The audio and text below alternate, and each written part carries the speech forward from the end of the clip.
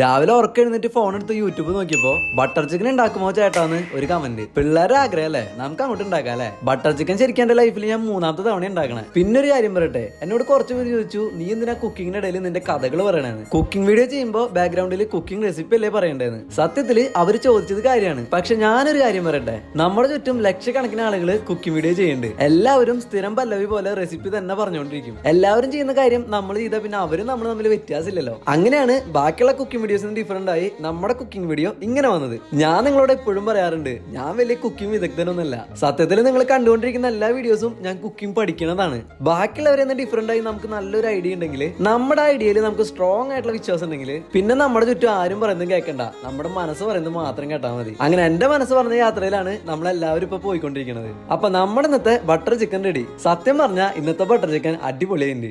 അപ്പൊ ഇന്നത്തെയും കള്ളച്ചിരി അല്ലാട്ടാ, ഞാൻ പറഞ്ഞില്ലേ എന്റെ കുക്കിങ്ങിൽ നല്ല ഇമ്പ്രൂവ്മെന്റ് വരുന്നുണ്ട്.